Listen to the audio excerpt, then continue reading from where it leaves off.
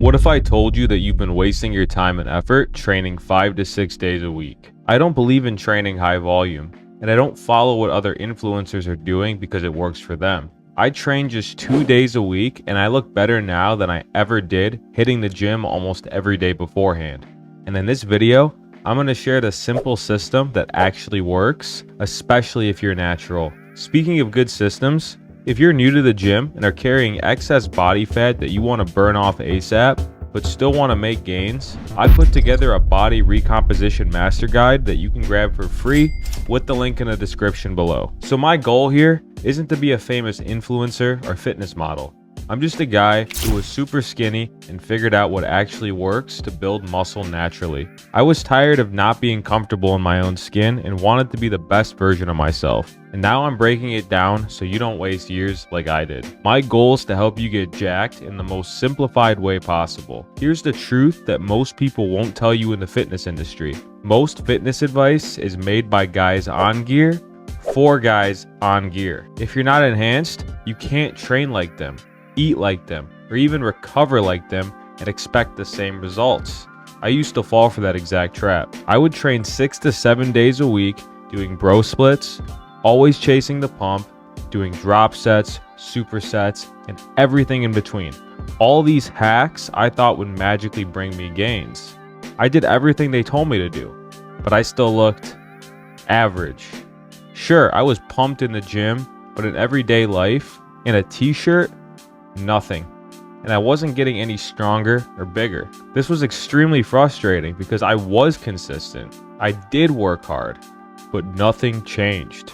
And that's why I'm so passionate about sharing this now, because what I'm about to show you actually works. It's not eccentric or flashy. It's simple, but it works.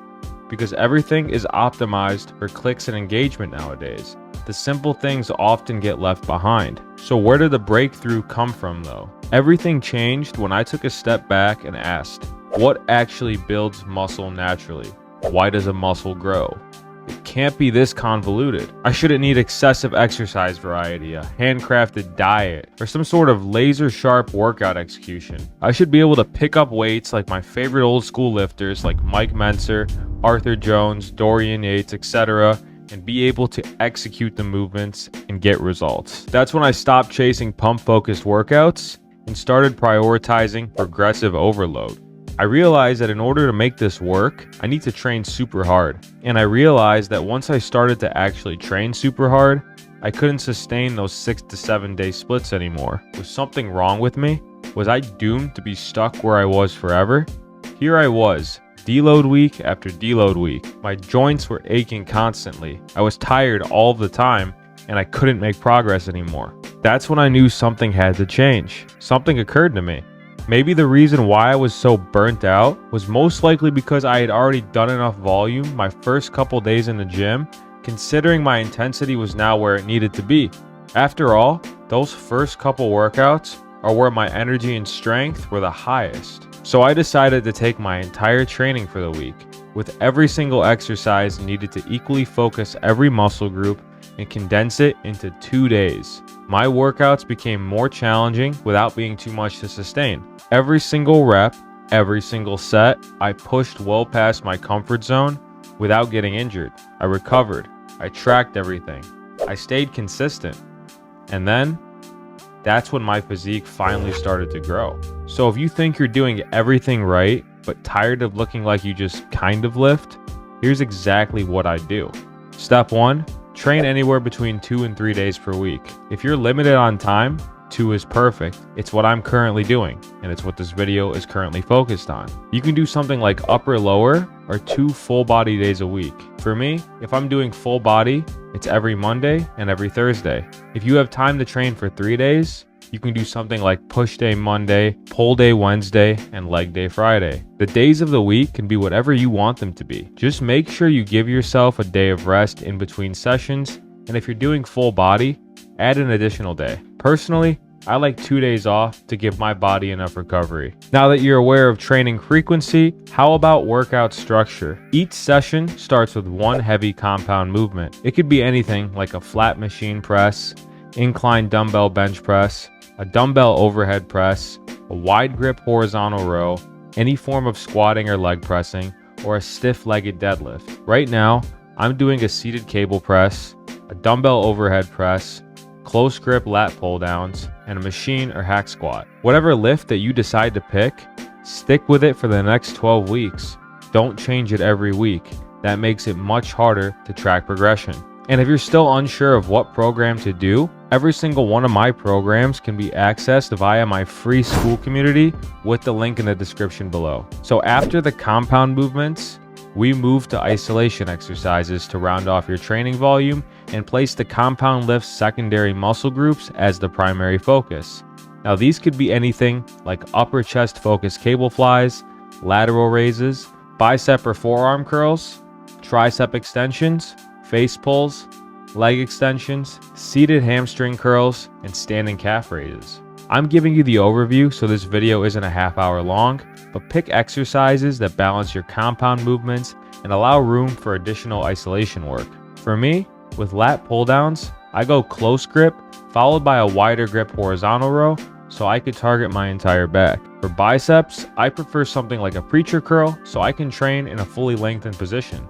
Most accessory movements are where I finish off the rest of the volume that I need that my compound lifts were unable to provide for my isolation-based muscles. So to break down how each program is structured, I've divided it into two different phases. Phase 1 are the compound lifts, heavier, lower rep sets to build strength while keeping hypertrophy as the primary focus. And phase 2 is where we do isolation movements, slightly less heavy, slightly higher reps, still an emphasis on hypertrophy.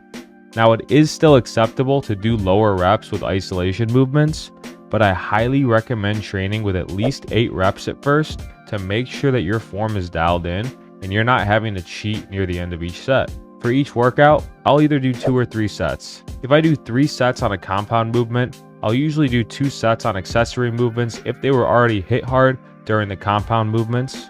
Otherwise, I'll just do 3. I like to stay in the 5 to 8 rep range for most compounds and the 8 to 12 rep range for most isolation movements, but both can be interchanged.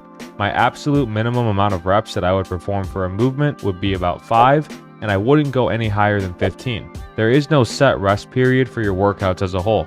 I would recommend resting until you're mentally and physically in the same place that you were before your last set, so you can execute with maximum effort and intention. For something like a single arm cable lateral raise, 60 to 75 seconds might make perfect sense. But when doing a deep squat or leg press to all out failure, you might need to rest for as long as 5 minutes. Just don't get carried away dicking around on your phone. That'll keep you in the gym twice as long sometimes, and when I first started, I was guilty of this a ton. But here's what separates those who make real progress from those who end up staying in the same spot for months at a time, or even years. When you train with low volume, you have to push yourself. So what does this even mean? At the end of your set, you should be doubting if you can get another rep. Your face should be red. You should be uncomfortable, sometimes even dreading the next set that you have to do. When your mind tells you to stop, that's how you know you're in the zone where you're building muscle. That mental battle is where you find the willpower to push through adversity and escape your comfort zone. And once you do that, the gains will come. Don't push yourself to the point of injury, however. Injury prevention should be at the top of your priority list, because you can't make any progress when you're on the sidelines. And the last thing you need is for your life outside the gym to be affected because you put yourself in a position where you can't train or function properly. Now that you know how to structure one of these workouts, what does one of them look like? Well, here's what a full body day looks like from one of my 2-day per week workouts. I'll do a combination of a leg press, stiff-legged deadlift, flat dumbbell chest press, an overhead dumbbell press, a dumbbell row, a lat pull down, cable curls, and overhead tricep extensions. You might be thinking, even though I'm training each muscle twice a week, this doesn't seem like enough variety or volume to maximize gains, right?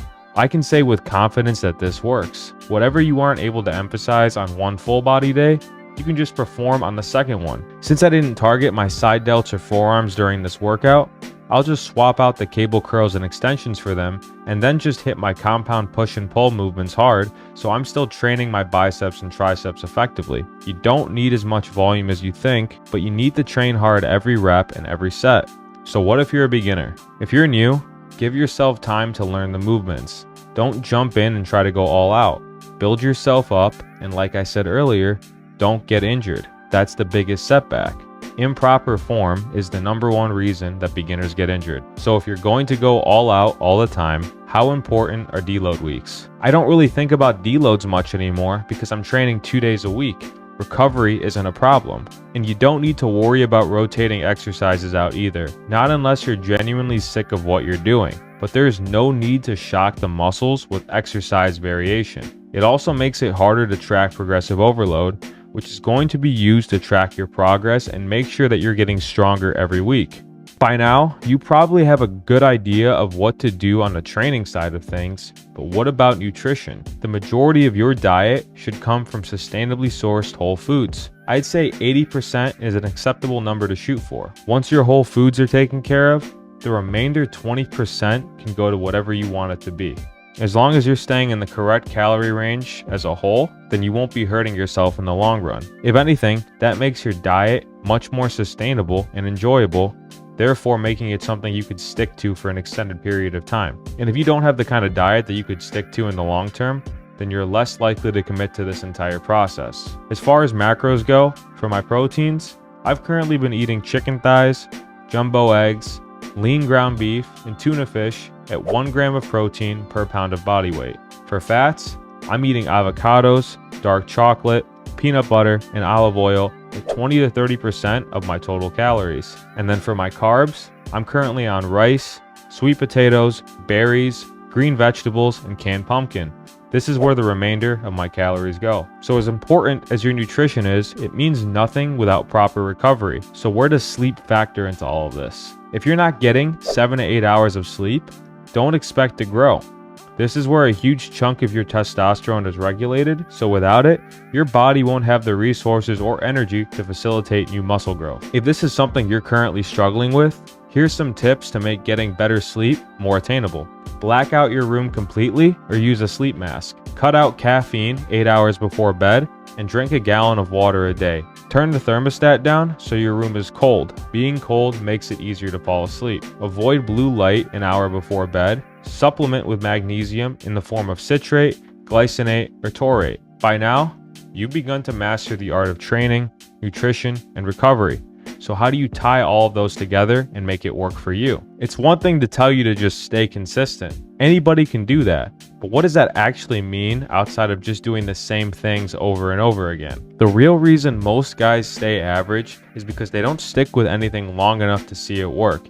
Even though deep down they know if they continued, they'd be more likely to get results as opposed to falling off due to something like shiny object syndrome or lack of discipline. So the issue isn't being ignorant to the concept of staying consistent. The issue is the wrong mindset and not having the discipline or willpower to see it through. They overthink and doubt consumes them. They jump programs when what they were doing before was working perfectly fine. They quit when it gets boring because the reality is this process is boring. It's repetition, it's discipline, it's monitoring, it's managing, dieting, lifting hard, and intelligent recovery over and over again for months and years. That's how sustainable physiques are built, not on current trends or 30-day shred programs. They're built on mindful execution of a well-structured program that works for you. That's exactly why I've put together a system I've used to get lifters the results they want on their terms. If you're ready to gain your first 10 pounds of muscle within 90 days and don't want to waste time and effort following a program that wasn't even meant for you, you can book a private one-on-one call with me using the link in the description below. It's just for me to see if I can help you, and if I can, we'll come up with a game plan that can be implemented either yourself or with me and my team. I look forward to working with each and every one of you.